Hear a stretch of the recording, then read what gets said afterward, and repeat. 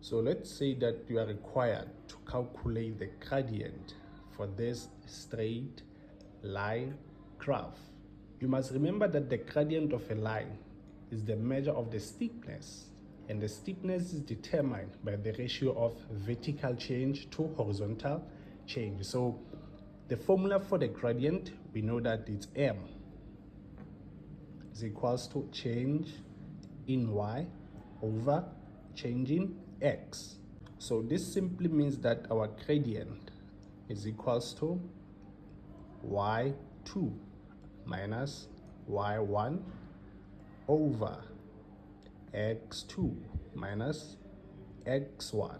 So the first thing that you have to do then, in order to calculate the gradient for this straight line, is to go and pick any coordinates on this straight line. For an example, maybe we can pick this one, maybe label it A, point A. So we can see that here we have -2:2 as the coordinate. So we have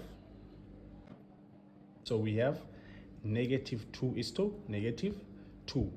And then we can also go again and pick another coordinate on the same line. Maybe let's pick this one, which is 1:4. So let's label it B. So this is point B. We know that the coordinates for here it's 1:4, right? So gonna have,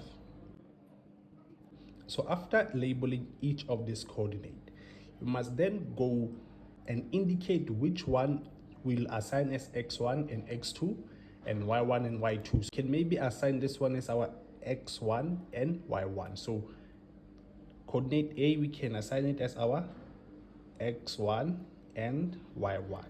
And then the other coordinate, we can assign it as x2 and y2. So in other words, this -2 is x1 and this -2 is y1.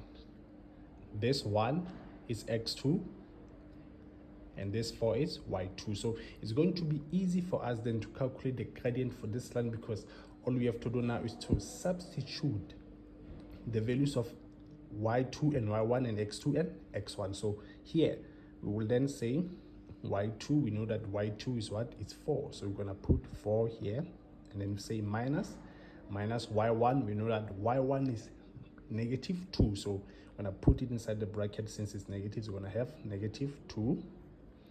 And then we divide. Remember, we go to our denominator. So we're going to look for our x2. You know that x2 is 1.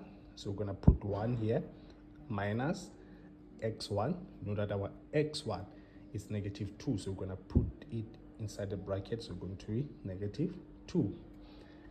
And then we know that here, we'll just say negative times negative is how much is positive. We're going to have 4 plus 2 divided by 1.